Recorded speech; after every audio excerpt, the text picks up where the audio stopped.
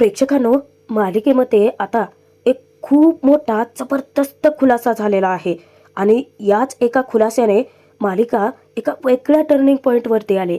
म्हणजे होतं असं की पद्माची भेट घेऊन पद्माला थोडासा वेळ देऊन ऊर्जा जेव्हा घरी येते तर येण्यापूर्वी रस्त्यातच तिच्या शौर्याशी बोलणं होतं. पण ज्या क्षणी ती घरी येते ना, त्या क्षणी हट्टाला पेटते आणि पूर्वाला भूतकाळात नक्की काय घडलं होतं, हर्षवर्धन जहागीरदाराला ती का घाबरते, या सत्याचा मोठा खुलासा झालाय. प्रेक्षकांनो, हा भाग तुम्ही आवर्जून बघायला हवाय, कारण ही मालिका आपल्याला समाजाची रियालिटी दाखवते. हर्षवर्धनच्या तोंडून नेमकं ऊर्जा शिंदेचं नाव निघाले आणि आता शौर्य स्वतः ऊर्जाच्या पाठीशी खंबीरपणे उभा राहिलाय, तेही हर्षवर्धनच्या विरोधात. म्हणजे हा लपून छपून ऊर्जाची मदत तर करणार, पण त्यासाठी या शौर्यने नक्की काय निर्णय घेतलाय, कोणता पुरावा त्याच्या हाती लागलाय, त्यातच पूर्वा हर्षवर्धनच्या भूतकाळात नक्की काय घडलं होतं, ते सगळं सगळं आपण पाहणार आहोत. पण त्यासाठी तुम्हाला भाग शेवटपर्यंत बघावं लागेल. पद्माने टोकाचा निर्णय घेतलेला असतो हर्षवर्धनला घाबरूनच. तिला वाटत असतं की ती ही लढाई कशी जिंकेल, त्यापेक्षा माघार घ्यायची, हार पत्करायची. हे फक्त ती करते तिच्या भावासाठी. आता प्रेक्षकांनो, भाग थोडासा मागे घेतलाय. ऊर्जा पद्माला समजवते की अगं पद्मा, अशी माघार पत्करू नकोस. हे बघ, त्या गर्दीमध्ये तुला कोणीतरी बघितलंच असेल ना. अगं कोणीतरी आपल्या बाजूने साक्ष द्यायला उभं तर राहील. तुला तो मुलगा आठवतोय ज्याने मध्येच येऊन मला वाचवलं होतं? मला खात्री की तो मुलगा नक्कीच आपल्या बाजूने साक्ष देईल.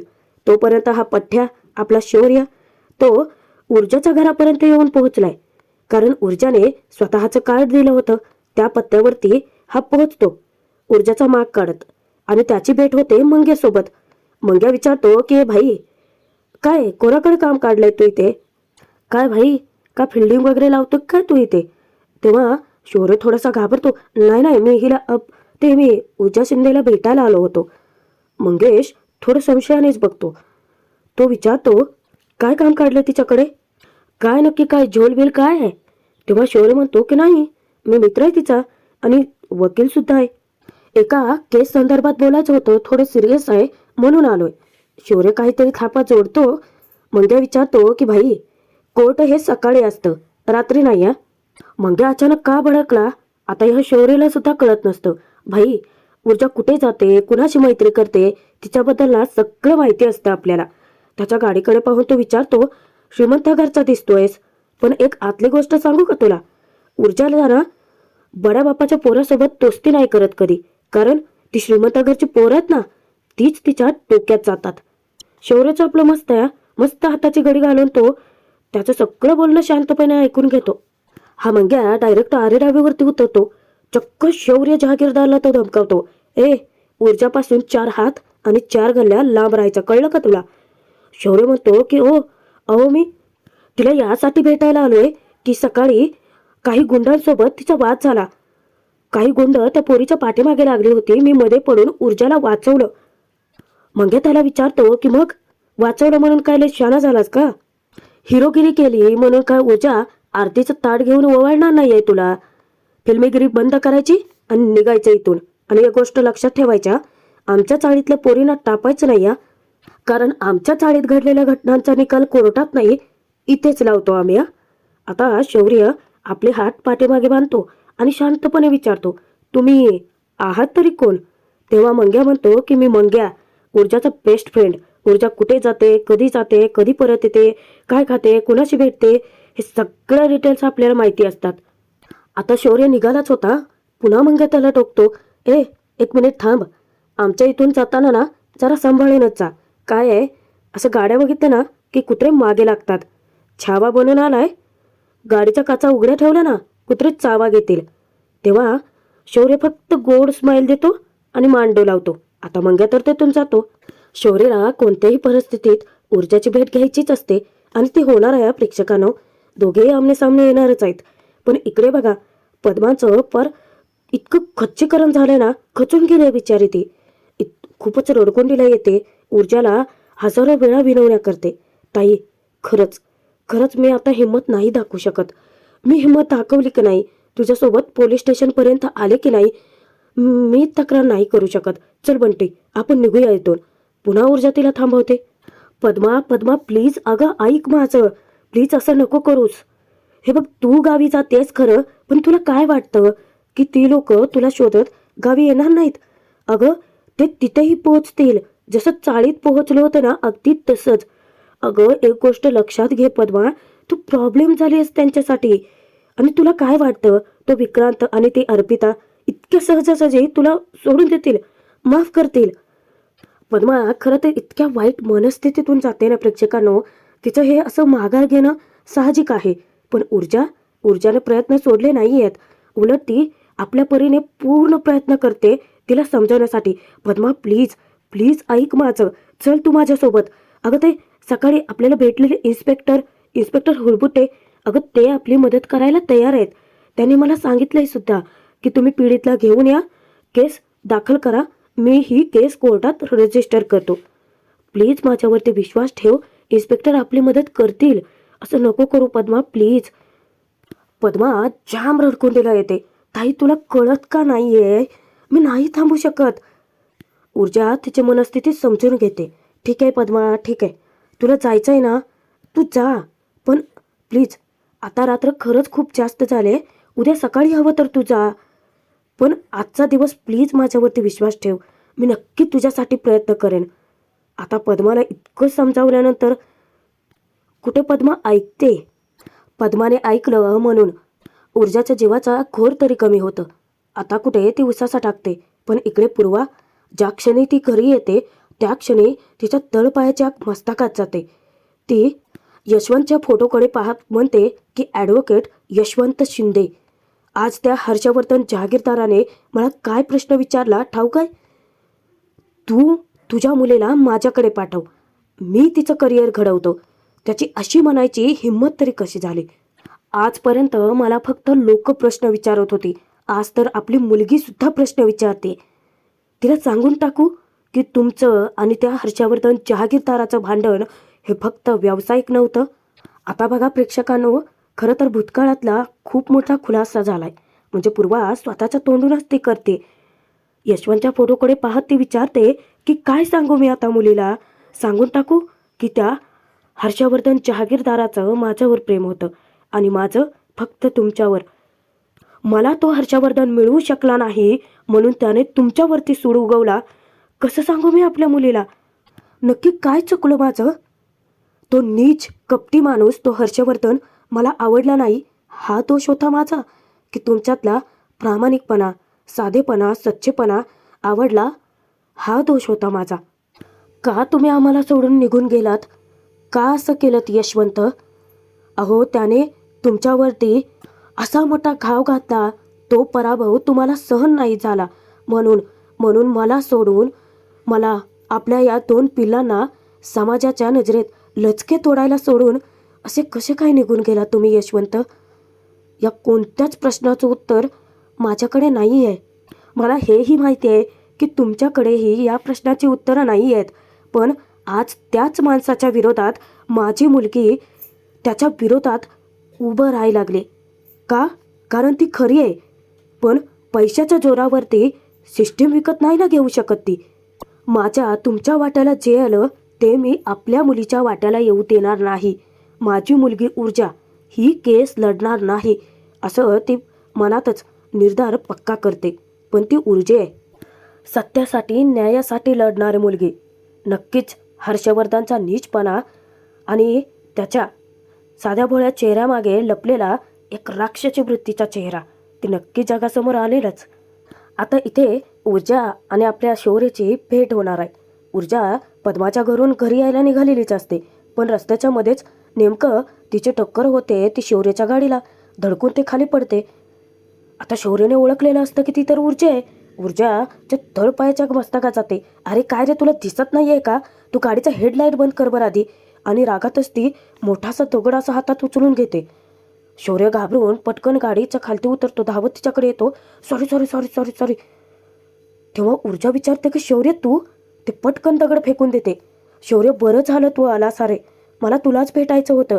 मी तुला म्हटलं ना की ती मुलगी सकाळी तिच्यासाठी तुला कोर्टात साक्ष द्यायची आहे. तू नक्की येशील ना उद्या कोर्टात? तेव्हा शौर्य बोलतो की ऊर्जा असं का विचारतेस तू? मी तर वचन दिलं ना तुला. तेव्हा आता कुठे ऊर्जाचं मन शांत होतं, पण 4 सेकंदाला ती शौर्याची इतकी महागडी गाडी बघते. तेव्हा ती विचार करते की 1 मिनिट, तुझ्याकडे इतकी मोठी महागडी गाडी, पण तू तर मला सकाळीच म्हणाला होतास ना की तू वकिली आत्ताच कुठे सुरू केले, मग इतकी महागडी गाडी. आता शौर्याची बोबडीच वळते आणि त्याला मंग्याचं बोलणं आठवतं की श्रीमंत बड्या बापाची लोक तिच्या डोक्यात जातात. ऊर्जा पुन्हा विचारते की शौर्य, म्हणजे तू श्रीमंत घरचा मुलगा आहेस? गाडी कुणाची आहे? नक्की तुझीच आहे ना? आता त्याची बोलतीच बंद होते. ऊर्जा पुन्हा एकदा विचारते की शौर्य, काय विचारते मी? तुझीच गाडी आहे ना?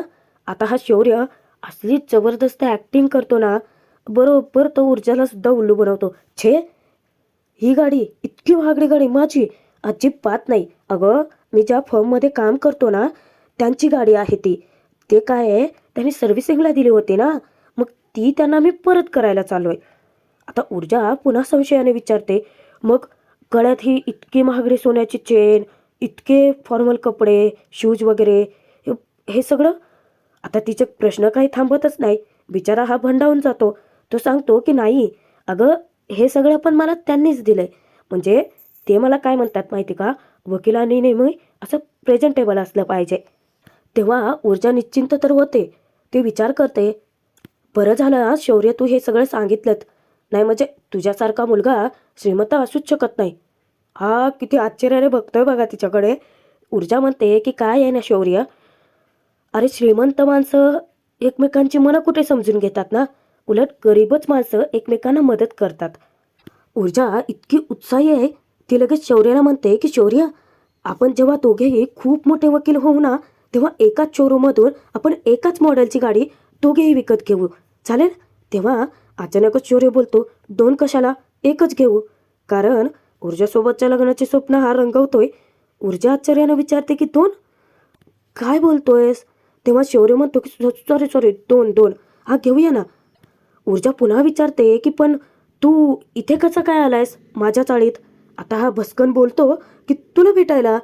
ऊर्जा विचार करते की मला? आता तो लगेच शब्दांची फेरफार करतो. नाही नाही नाही, माझ्या मित्राला भेटायला आलोय. आता हा बघा कसा विषय पालटतोय मुद्दामच. तुला कुठे ड्रॉप करायचं आहे का?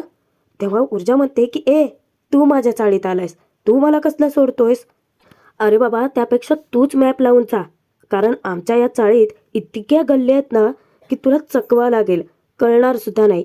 आणि तसंही मी जर तुझ्यासोबत या मोठ्या गाडीतून गेले ना आणि माझ्या चाळीसमोरच्या लोकांसमोर मी उतरले, तर मस्त खमंग दुसऱ्या दिवशी सकाळी चर्चा रंगेल की ऊर्जा एका खूप मोठ्या मुलासोबत फिरते. बॅनर लागतील, बॅनर. तेव्हा शौर्यसुद्धा खूपच हसायला लागतो. अचानक ऊर्जाच्या फोनवरती कोणाचा तरी फोन येतो. तिचा चेहराच उतरतो.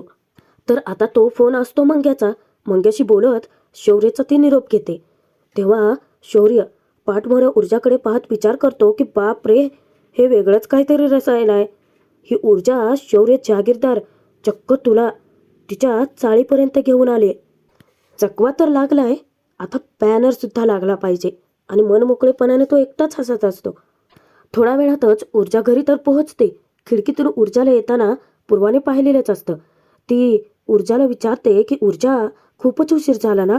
दरवाजा बंद करते. काय झालं, पद्माची भेट घेतलीस का? काय म्हणाली ती? आता ऊर्जाचा चेहरा पाहून ती थोडीशी शांत होते आणि मुद्दाम ऊर्जाला टाळण्याचा प्रयत्न करते. किचनमध्ये जाते, तिच्यासाठी पाणी घेऊन येते. बरं ऊर्जा, काय झालं? पद्माने काय विचार केलाय? तेव्हा ऊर्जा सांगते की केस करणार नाहीये ती, माघार घेते. पूर्वा सांगते की अगं मग तिला वाटेल तेव्हा तक्रार करेलच ना ती. हे बघ, हवं तर तू तिच्या उत्तराची वाट बघ. आता ऊर्जा हिलाच धारेवर धरते. आई, मला तुझ्याकडून उत्तर हवंय, जे तू पोलीस स्टेशनच्या बाहेर देणं टाळलंस. आज तू त्या ॲडव्होकेटला समोर काय बघितलंस आणि इतकी गोंधळली, पण का? पुन्हा एकदा पूर्वा उत्तर टाळण्याचा प्रयत्न करते. पण ऊर्जा ऐकणाऱ्यातले नाहीच आहे. हट्टाला पेटते. आई अगं, गेले कित्येक दिवस झालं मला एक केस मिळावी, मी बाबांचं स्वप्न पूर्ण करावं म्हणून जीवाचा आटापिटा करते. तुलाही तेच वाटत होतं. आता कुठे मला पहिली केस मिळते आणि तू डायरेक्ट लढायची नाही असं कसं काय म्हणू शकतेस? कशासाठी? तर त्या हर्षवर्धन जहागीरदारासाठी. तेव्हा पूर्वाही उत्तर देते, हो, ही केस तू लढायची नाही आहेस. ऊर्जा विचारते की का पण आई? पूर्वा सांगते की कारण तो माणूस काय आहे हे तुला माहिती नाही आहे. पूर्वाचं आई म्हणून ऊर्जाबद्दल विचार करणं आणि भूतकाळातील घटनेची पुनरावृत्ती होऊ नये म्हणून घाबरणं, माघार घेणं साहजिक आहे. हे बघ ऊर्जा, तो माणूस तुला कोर्टात टिकूच देणार नाही आणि कोर्टाबाहेर सुद्धा तो तुला फाडून खाईल. अगं भले भले वकील त्याच्यासमोर टिकले नाहीये, मुळात त्याने त्यांना टिकूच दिलं नाहीये. ऊर्जा संतापते, आई अगं त्याने टिकू दिलं नाही म्हणून मी केस लढायचीच नाहीये का? मी नाही घाबरत कोणाला. आणि तो म्हणाला की तू आणि ते एका कॉलेजमध्ये होतात, मित्र होतात एकमेकांचे, मग असं काय झालंय की का घाबरतेस तू? पुन्हा पूर्वा तेथून पळ काढणार. ऊर्जा नाही सोडत हा तिला. आई अगं तू त्याच्यासमोर हातपाय गाळून उभी का होतीस? तो मला म्हणाला की माझा बाप अपयशी. तो बाबांबद्दल असं बोलतो आणि तेव्हा तू त्याला काहीच बोलली नाहीस. तो इतकं ठणकावून कसं काय सांगू शकतो? ऊर्जाच्या जीवाला सुद्धा इतका घोर लागतो. अगं मध्येच काय तर बोलला तो, काय तर म्हणला की एक कुर्बानी पुरे. का पण? तो नक्की काय बोलतोय ना त्याचा अर्थ मला कळलेलाच नाहीये. पण काय म्हणत होता की तुझ्या मुलीला माझ्या फर्ममध्ये वकिली शिकायला पाठव. त्याने इतकं धाडस करावंच कशासाठी? आता पूर्वा पुन्हा तिला ठणकावून सांगते, हर्षवर्धनच्या विरोधात तू केस लढायची नाही बस. ऊर्जाही जाब विचारते, पण का? मला उत्तर हवंय. दोघीही टोकाला गेल्यात. एकीला सत्य सांगायचं नाहीये आणि दुसऱ्याला ऐकल्याशिवाय चैन पडत नाहीये. ऊर्जाचा राग इतका टोकाला गेलाय की आई तू अशी का वागतेस? का घाबरतेस त्याला? काय घडलं होतं नक्की आधी की तू मला सांगत नाहीयेस? पूर्वा अचानकच बोलते की जुन्या जखमांवरची खपली काढू नकोस ऊर्जा, कारण एकदा का ती जखम भळभळायला लागली ना, त्रास तुलाच होणार आहे आणि मला तर तो त्रास फारच होणार आहे आणि मला तो त्रास पुन्हा भोगायचा नाहीये. पूर्वाचं उत्तर ऐकते पूर्वा इतकी ठणकावून इतकी चिडून बोलते. ऊर्जा इतकी गोंधळून गेले कळतच नाही, कारण हर्षवर्धन बोलतोय अर्धवटच, पूर्वा बोलते अर्धवटच. नक्की काय घडलंय तेच तिला कळायला मार्ग नाहीये. सॉरी प्रेक्षकांनो, मध्येच ठोकते, पण वचन दिले तू मला मालिकेचे खरे रिव्ह्यूज, खरे भाग जे मालिकेत घडते अगदी तसंच आपल्या चॅनलवर सांगितलं जातं आणि खरे भाग पाहण्यासाठी तुम्ही आत्ताच सबस्क्राईब करा. हर्षवर्धनसुद्धा इतका संतापलाय पूर्वाला बघून. घरी येताच विजया धावत त्याच्याकडे येते. अहो काय झालं? तुम्ही आज खूप उशिरा आलात. अहो ते अर्पिता आली होती तुम्हाला भेटण्यासाठी. तेव्हा हर्षवर्धन सांगतो की झालंय माझं तिच्याशी बोलणं. एका मुलीने विक्रांताने त्याच्या मित्रांवरती मॉलेस्टेशनची कंप्लेंट रजिस्टर केली होती. आता विजयाला ऐकून धक्काच बसतो. हर्षवर्धन जाणार तेव्हा विजया घाबरून विचारते की काय, पण कोणी बघितलं का? कोणी साक्षीदार आहे? काही त्याच्या विरोधात पुरावा? म्हणजे विक्रांतला सेक्शन 74च्या अंडर म्हणजे अरेस्ट तर होणार नाही आहे ना? थोडंसं घाबरतच विचारते ती. आता हर्षवर्धन तिलाच खडसावतो, म्हणजे आता काय तू मला वकिली शिकवणार आहेस का? विजया म्हणते, हो तसं नाही, पण तुमच्यासोबत राहून या गोष्टी थोड्याफार कळतात मला. आणि माझ्या होणाऱ्या जावयाच्या बाबतीत मी जर तुम्हाला काही प्रश्न विचारला तर काय हरकत आहे? तेव्हा हर्षवर्धन तिच्यावरती कडाडतो, नाही प्रश्न विचार, जा विचारू नकोस. खरं तर त्या मुलीला घेऊन एक वकील आली होती पोलीस स्टेशनमध्ये. खरं तर मलाच प्रश्न विचारत होती, मलाच क्रॉस करायला बघत होती. पण जर तिने मला क्रॉस करण्याचा प्रयत्न जरी केला ना, तर पायावर उभं राहण्याच्या आणि कोर्टात आर्ग्युमेंट देण्याच्या लायकीची सुद्धा ठेवणार नाही मी तिला. तेव्हा विजया विचारते की कोण आहे ती नेमकी ती?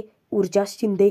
तेव्हा हर्षवर्धन खुलासा करतो, कुमुदिनी शिंदेची धाकटी नात यशवंत शिंदेची दुसरी मुलगी ऊर्जा शिंदे. पाठीमागून तोपर्यंत आपला शौर्यही येतो. शौर्यानं ऐकलं ऊर्जाचं नाव, मुद्दामच येऊन तो क्रॉस चेकिंग करतो. विचारतो की डॅड काय नाव घेतलं तुम्ही? ॲडव्होकेट ऊर्जा शिंदे. नक्की कोण आहे ती? बघा सगळं माहिती आहे, मग तरी पण मुद्दाम प्रश्न विचारतोय. हर्षवर्धन उत्तर देतो की आहे कोणीतरी लोकल वकील, त्या मुलीला घेऊन तक्रार करायला पोलीस स्टेशनला आली होती, पण मला बघता क्षणी तक्रार करणारी मुलगीच पळून गेली. फ्रॉड सगळा. शौर्य विचारतो की फ्रॉड कसला? तेव्हा हर्षवर्धन म्हणतो की काही नाही रे, पैसे उकळायचे धंदे आहेत यांचे. डॅड, नक्की काय प्रॉब्लेम झालाय? ती मुलगी तुम्हाला बघता क्षणी पळून का गेली? तेव्हा हर्षवर्धन रागात एक कटाक्ष टाकतो त्याच्यावरती. शौर्य म्हणतो की नाही, मी फक्त क्युरियस आहे म्हणून विचारतोय. विजया तर तेथून निघूनच जाते. इकडे ऊर्जा, तीही हट्टालाच पेटली. पूर्वा तिचे प्रश्न इतकं टाळण्याचा प्रयत्न करते. ऊर्जा तिला सोडायलाच तयार नाहीये. आई अगं, जर तुझं माझं बाबांचं स्वप्न पूर्ण करायची वेळ आली आहे तर मग तू का टाळतेस हे सगळं? तो हर्षवर्धन जागीरदार अचानकच समोर काय आला आणि कोणती तरी भूतकाळातली जखम अजूनही बळबळते आणि ती तू मनात दाबून ठेवली आहेस. निदान हे कळलं तरी मला. नक्की काय झालं होतं? आता पूर्वा उत्तर द्यायला तयार नाहीये. मग तिला बोलतं कसं करायचं? ऊर्जा शिंदे ॲडव्होकेट आहे, बोलून चालून वकील आहे ती. आपली वकिली बुद्धीच कामाला लावते. आई हे बघ, जे घडलंय ते तू आत्ता जर सांगितलं नाही तर तुला शपथ आहे माझी. आता पूर्वा अडकतेच. इकडे शौर्यसुद्धा इतका हट्टाला पेटतो. डॅड, अहो एक मुलगी स्वतःची बदनामी करून घेऊन पळून कशी काय जाऊ शकते? डॅड सांगा ना. तेव्हा हर्षवर्धन वैतागतच म्हणतो की शौर्य प्लीज, तू अजिबात पडू नकोस या केसमध्ये. अरे का पडू नको? हर्षवर्धन बाबा मेन साक्षीदार आहे तो. ऊर्जाच्या बाजूने साक्ष देणारा साक्षीदार. आता तो म्हणजे शौर्य बघा हर्षवर्धनला विनवण्या करतोय. डॅड प्लीज, केस स्टडीसाठी तरी निदान मला तुमच्यासोबत या केसमध्ये इन्व्हॉल्व करून द्या. आता हा शौर्य डायरेक्ट त्याच्या बापासोबत हर्षवर्धनसोबतच आर्ग्युमेंट करतो. डॅड मला सांगा की नक्की कोण बरोबर असेल? नाही म्हणजे ती केस रजिस्टर करणारी मुलगी की तुम्ही? आता हा जो हर्षवर्धन आहे तो त्याचीच उलट तपासणी घेतो. तू सांग, तुला कोण बरोबर वाटतं? नाही म्हणजे मोठ्या माणसांकडून पैसे उकळवण्यासाठी पोलीस स्टेशनमध्ये गेलेली ती मुलगी की तुझे वडील? शौर्याचं फिरून फिरून एकच म्हणणं येत असतं की मुलगी ती स्वतःची बदनामी का करून घेईल? नाही म्हणजे ती स्वतःला चव्हाट्यावर का आणेल? तेव्हा हर्षवर्धन पुन्हा त्याला लाल सिग्नलच दाखवतो. तू यात पडू नकोस. आता शौर्य बघा काय प्रश्न विचारतो. डॅड, तुम्ही मला एक सांगा, जर ती मुलगी तुमची फीस द्यायला केपेबल असेल तर तुम्ही तिची केस घ्याल? हर्षवर्धनला त्याने पेचात टाकलंय. इकडे पूर्वा ऊर्जाला ताकीद देते की उगाचच नको तो हट्ट करू नकोस. त्या माणसाची सावली मला तुझ्या आयुष्यावर पडलेली नको आहे. फक्त वकिली पेशालाच नाही तर माणुसकीला सुद्धा लागलेला कलंक आहे तो हर्षवर्धन जहागीरदार. तुझ्या बापाचं आयुष्य उद्ध्वस्त करणारा दुसरा तिसरा कोणी नसून हाच हर्षवर्धन जहागीरदार होता. हा खुलासा जेव्हा पूर्वाच्या तोंडून होतो ना, ऊर्जा पूर्णपणे हादरूनच जाते. पण नक्की काय घडलंय? कशामुळे तो हर्षवर्धन तिच्या बाबाच्या मृत्यूला जबाबदार आहे हे अजूनही उलगडलेलं नाहीये. म्हणजे ऊर्जासमोर. आता भाग इथेच संपतोय प्रेक्षकांनो. पण पुढच्या प्रोमोमध्ये मोठा ट्विस्ट आलाय.